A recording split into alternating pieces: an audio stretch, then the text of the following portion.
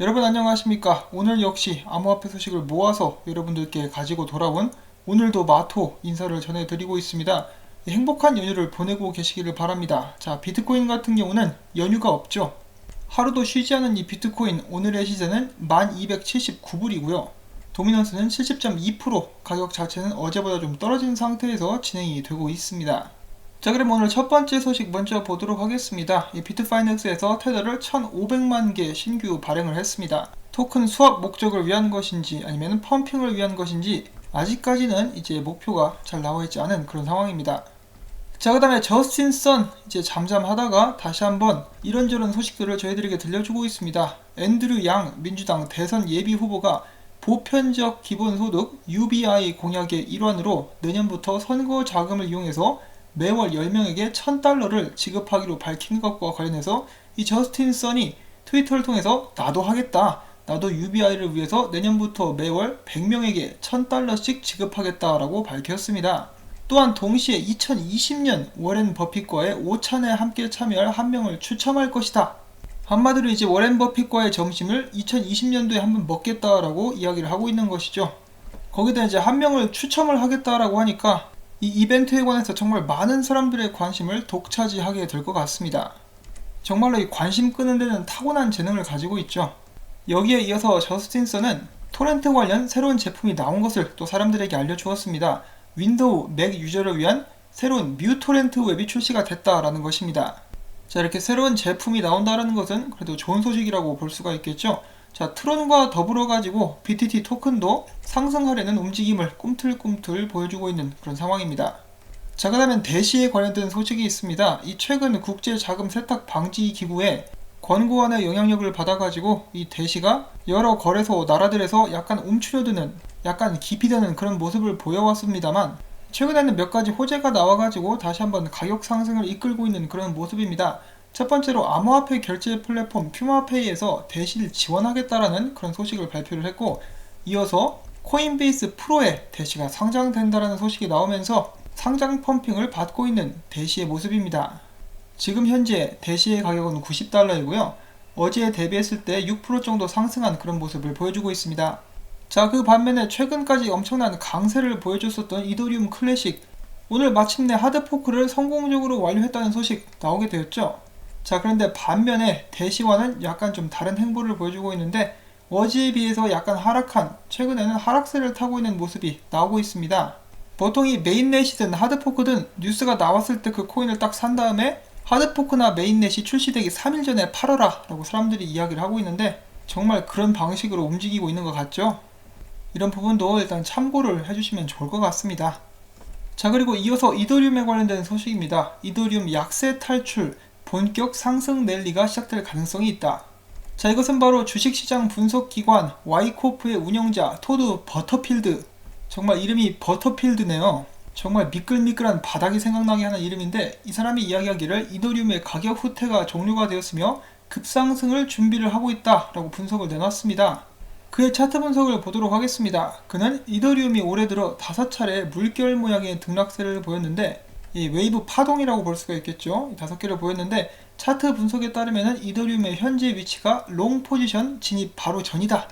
이 반면에 CCN 같은 경우는 이더리움이 $100 이하까지 떨어지는 그런 분위기가 지배적이다라고 이야기를 했는데 이것과는 전혀 반대되는 그런 분석을 내놨습니다. 그는 소위 테크노미터로 불리는 거래량, 가격 변화, 보유 지표 등을 분석한 결과 이더리움의 상승 물결이 임박한 것으로 결론을 내렸다는 그런 설명을 덧붙였고요. 과연 이더리움은 여기서부터 반등할 수 있을 것인지 마찬가지로 비트코인이 좀 받쳐줘야 되지 않나 하는 생각을 해봅니다. 자, 어제 프랑스에 이어서 독일 역시 리브라 출시 반대 운동이 이어지고 있습니다. 누가 이런 말을 했느냐? 독일의 앙겔라 메르켈 총리가 소속된 기독민주당의 토마스 힐만 의원은 독일 정부가 페이스북의 스테이블코인 리브라 출시를 허용하지 않을 것이라고 밝힌 것입니다. 자, 그 반면에 페이스북 리브라의 협회 책임자는 다른 이야기를 하고 있는데요. 리브라 협회 베르트랑 페레즈 사무국장은 레제코와의 인터뷰에서 리브라가 2020년 하반기에 모습을 드러낼 수 있을 것이다 라고 밝혔습니다. 그는 또 추가적으로 페이스북의 암호화폐가 새로운 자금을 공급하는 역할을 통해서 중앙은행이 발행하는 일반 통화에 영향을 미칠 것이라는 우려는 근거가 없는 것이다 라는 주장을 남겼는데요. 이 페이스북 리브라가 출시는 될 수 있을지 모르겠습니다만 지금 현재 흘러가는 분위기상으로 봤을 때 여러 나라에서 금지가 될 가능성이 높지 않나. 일단은 출시 자체도 불투명하긴 한데 내놔도 이런저런 문제들이 생기게 될 것 같습니다. 자, 그 다음에 준비해본 소식은 알렉스 크루거의 트윗입니다. 자, 바이낸스가 최근에 암호화폐 랜딩 플랫폼을 출시를 하면서 사람들은 자신들의 암호화폐를 바이낸스에 빌려주고 이자를 받는 그런 서비스가 나오게 되었습니다. 예를 들어서 알렉스 크루거가 이야기하기를 BNB를 이제 플랫폼에 바이낸스에 빌려주게 되면은 연간 비율로 10%의 이자를 받을 수가 있죠. 그런데 바이낸스 측에서 이 BNB를 마진 거래하는 사람들에게 빌려줄 때는 이자율이 0.0125%가 시간당 청구가 됩니다. 이를 연간 기준으로 계산을 해본다 그러면은 바이낸스로부터 BNB를 빌려가는 사람들은 198%의 이자를 물게 되는 것입니다. 그런데 바이낸스 측은 이제 고객들에게 이자를 줄 때 10%밖에 안 주죠. 아주 그냥 얌체 같은 놈들입니다.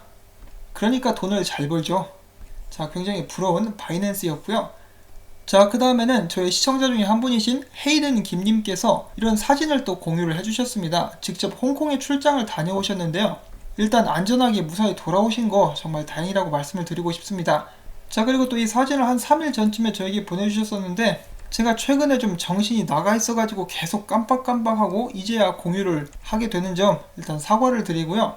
자, 일단 헤이든 김님께서 이렇게 말씀을 해주셨습니다. 이 홍콩의 가전제품 골목을 가셨어요. 한국의 용산 전자상가 같은 곳인데요.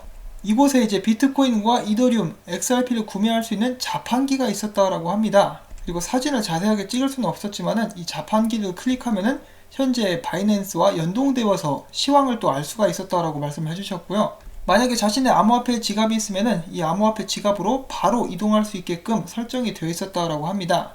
이 자판기가 하나밖에 없었는데 정말 많은 사람들이 줄을 서서 기다리고 있는 그런 상황이었다라고 합니다. 또한 구매 방법은 홍콩 달러, 그 외 각종 기축통화, 그리고 위챗, 알리페이로 가능하다라는 말씀을 남겨주셨고요. 이 아마 지금 최근 홍콩 사태와 더불어 가지고 암호화폐에 관한 관심도 많이 늘어가고 있는 그런 상황이 아닌가 싶습니다. 공유해주신 헤이든 김님 다시 한번 감사의 말씀을 전해드리고요. 앞으로도 하시는 일들 모두 다 잘 되실 수 있기를 바랍니다. 자, 그 다음으로 준비를 해본 소식, 이 최근에 스포츠 팀들이 비트코인 및 암호화폐와 연결되는 같이 사업을 하는 일들이 늘어나고 있죠. 딱 보면 축구팀인 것 같은데요. 왓포드 FC라는 팀에서 대중들에게 비트코인을 널리 알리고 이 관련된 생태계 확장을 위해서 그들의 유니폼에 비트코인 로고를 새겨가지고 시합에 임하게 될 것이라고 이야기를 하고 있습니다. 자, 이 비트코인 로고 달고 꼭 시즌 우승하실 수 있기를 바랍니다, 여러분. 자, 그 다음에 CME 관련된 소식이 준비가 되어 있습니다. CME 비트코인 선물 오픈 포지션 월간 한도를 2배로 확대를 시키겠다. 자, 이것이 비트코인 가격에 도움이 안 될 것 같기는 합니다. 일단 어떤 소식이 나왔는지 한번 보도록 하시고요.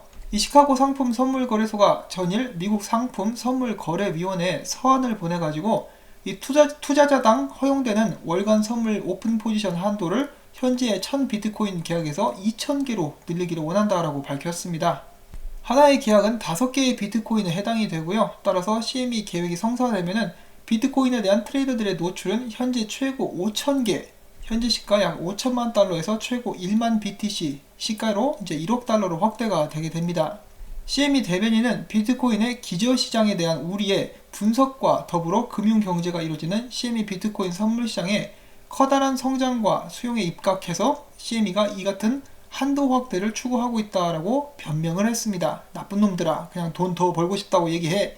자, 아무튼 제가 좀 성급한 것 같죠? 계속 읽어보도록 하겠습니다. CFTC가 자신들의 계획에 반대하지 않을 경우 이 비트코인 오픈 포지션 확대 조치는 2019년 10월 계약분에 대해서 이제 이달 30일 발효될 것이다 라고 밝혔습니다. 뭐 당연한 얘기겠지만은 이 포지션 한도는 선물을 지지하는 상품에서의 과도한 투기를 막기 위해서 설계가 된 것이죠. 코인데스크 측에서는 CME가 비트코인 오픈 포지션 한도 확대 입장을 밝힌 것은 비트코인 시장이 성숙해지고 있으며 비트코인 선물 계약이 이전보다 잘 이해되고 있다는 신호로 간주될 수도 있다라고 이야기를 했는데 여기에 덧붙여서 이 CME가 돈독이 제대로 올랐다라고 밝히고 싶습니다. 자, 그 다음으로 준비를 해본 소식, 오늘 또 톰리에 관한 소식이 한 가지가 있습니다. 이 멈추지 않는 톰리 바퀴, 그는 최근에 CNBC 패스트머니에 다시 한번 출연해가지고 이렇게 이야기를 했습니다. 비주류의 의견이지만은 S&P 500 지수가 신고점을 경신하기 전에는 비트코인도 신고점을 경신하지 못할 것이다. 이 비트코인 고통지수는 현재 66에서 50으로 떨어졌다. 비트코인 연간 상승률이 높았던 때는 S&P 500 지수가 연 15% 이상 상승했을 때였다라고 설명을 하면서 이 그래프를 첨부를 하게 됩니다. 자, 이제는 방송에 나와서 할 말이 없으니까 온갖 것을 지어내고 있죠. 저는 여기에 이제 적극 반대를 합니다. 특히나 이 톰리 같은 경우는 하는 예측마다 다 틀렸죠. 이제 여기 있는 이 사람 레딧에서 답글을 달고 있는데요. 그가 했었던 최근 예측에 의하면은 비트코인은 지난 7월까지 3만 달러까지 상승했었어야 됐다. 그런데 지금 가격이 3분의 1이죠. 자, 이 돌고 도는 톱니 바퀴 언제나 틀립니다. 언제나 틀리는데 이 펀드 스트레이트라는 회사를 어떻게 운영을 해가고 있는지 저는 그것이 가장 미스테리합니다. 이 톱니를 딱 봤을 때 제가 외모를 보고 평가하는 것은 절대로 아닙니다. 근데 그동안의 행적을 살펴봤을 때 그다지 그렇게 유능해 보이지는 않습니다. 뭐 매번 틀리기도 하고 그냥 딱 보면은 이 부동산 같은 데 딱 들어 앉아가지고 바둑 두면서 신문 보고 동네 아줌마 아저씨들이랑 이렇게 수다 떠는 그 정도의 인물로 평가가 될 것 같은데 이 방송에도 계속 출연을 하고 있죠. 신기합니다. 그게 아니라면은 이 모든 것은 연기다. 소름 끼치는 반전이죠. 자, 그 다음에는 이 비트코인 소식도 계속해서 보도록 하겠습니다. 비트코인 중기적 관점에서 시세는 바닥이다. 분석가들은 비트코인이 2021년 전에 3만 1000달러까지 올라가게 될 수 있을 것이다 라고 이야기를 하고 있는데 어떤 분석가들이 어떤 이야기를 하고 있는지 또 살펴보도록 하겠습니다. 첫 번째로 암호화폐 분석가 유비입니다. 최근 트윗에서 그는 비트코인이 중기 바닥을 쳤다. 오늘의 급등세가 다음 상승세의 시작일 수도 있다라고 이제 어제 정도 이야기를 했겠죠. 자, 여기에 이어서 또 다른 암호화폐 분석가 플러드 같은 경우도 트윗에서 최근 비트코인이 9,000달러의 낮은 지역까지 하락한 것이 중기 바닥일 수가 있다. 한마디로 이제 앞으로 비트코인이 상승할 것이다 라고 긍정적인 평가를 남겼죠. 또 다른 유명 암호화폐 분석가 플랜B 같은 경우는 새로운 비트코인 채굴 난이도, 이 난이도를 바탕으로 비트코인이 2021년까지 3만 1000달러에 도달할 수 있을 것이다 라고 예측을 합니다. 플랜B 같은 경우는 비트코인 가격은 2018년도 12월 난이도가 바닥을 쳤을 때는 비트코인이 3100달러 최저치에 거래가 되었었지만 이후 난이도가 상승하면서 2021년에는 비트코인 가격이 3만 1000달러까지 급등할 것이다 라는 것을 근거로 대고 있는 것입니다. 2021년 정도가 되면은 3만 1000달러 이상 갔으면 하고 저는 개인적으로는 바라보고 있습니다. 최소한 5만 달러 정도 가주면은 이 기분이 좋지 않을까. 그때까지 비트코인 열심히 모아놔야 되겠죠. 자, 비트코인의 상승을 점치는 사람도 많긴 합니다만은 이 최근에 그에 반대되는 의견들도 몇 가지가 있습니다. 조금 이르지만은 지금 비트코인 시총 차트입니다. 비트코인 도미넌스가 이 추세선에 맞고 떨어지고 있는 것 같다. 최근에 또한 지난 6월처럼 높은 저점을 기록을 한 상태이다 라고 이야기를 해주고 있는데 이 추세선 위로 못 올라가면 계속해서 하락하게 될 가능성이 많이 있겠죠. 그렇게 됐을 경우 비트코인 가격도 자연스레 떨어지게 될 것이고 많은 사람들이 기대를 하고 있는 이 반감기 알렉스 크루거 같은 경우는 이 반감기가 반드시 비트코인 가격에 상승을 가져다 줄 수는 없을 것이다 라고 이야기를 하고 있습니다. 물론 이런 주장을 뒷받침하는 근거는 충분하지 않으나 시세 상승장이 나타날 때는 여러 요인이 복합적으로 작용을 한다. 아마 많은 이들이 이러한 주장, 이제 반감기 때 가격이 오르지 않는다는 것에 대해서 거부감을 느낄 것이다. 그 어느 투자자가 반감기가 상승 호재가 아닐 수 있다는 의견에 동조를 하고 싶겠는가? 다만 내 생각은 이렇다. 비트코인 반감기가 시세 상승 요인이 될 수는 있다. 하지만 아닐 수도 있다. 홀 아니면 짝이다. 나라면 스토리를 맹신하기보다는 차트 분석부터 면밀하게 하겠다라고 신중한 모습을 보여주었습니다. 자, 사실 이 반감기 뿐만 아니라 이 곧 개장하게 될 벡트 있죠. 이 몇몇의 분석가들은 최근 분위기를 보면서 이 벡트가 가격 상승에 대한 많은 기대를 하는 사람들의 등에 칼을 꽂을 수 있다라고 이야기를 합니다. 한마디로 이제 배신당할 수 있다. 벡트가 오픈하는 동시에 비트코인 가격 떡락도 예상을 할 수가 있다라고 이야기를 하고 있는 것입니다. 아직까지 비트코인이 큰 방향성을 제시를 하지 않은 상황이기 때문에 이 양쪽에 대한 가능성을 고려해보는 것이 일단 현명하다라고 볼 수가 있겠습니다. 자, 지금 화면에서 나와 있듯이 세계 여러 나라 중앙은행들은 계속해서 금리를 내리고 있습니다. 경기 침체 완화를 위해서 계속해서 금리를 내려주고 있는 현상인데 이 돈들이 어딘가로는 가게 될 것입니다. 저는 이 따뜻한 방석 같은 거 깔아놓고 그 돈들을 비트코인 쪽으로 초대를 하고 싶은데 암호화폐 시장으로 얼마나 많은 돈이 들어오게 될지는 그 누구도 확신을 할 수 없는 그런 상황이기는 합니다. 그럼에도 불구하고 비트코인은 이제 막 생겨난 새로운 자산이기 때문에 성장 가능성은 굉장히 크다. 시중에 나와 있는 그 어떤 자산보다 성장 가능성 하나는 제일 크다. 이런 말씀을 드려보면서 오늘 영상 또 마무리를 짓도록 하겠습니다. 이런저런 소식들 모아서 들려드렸는데요.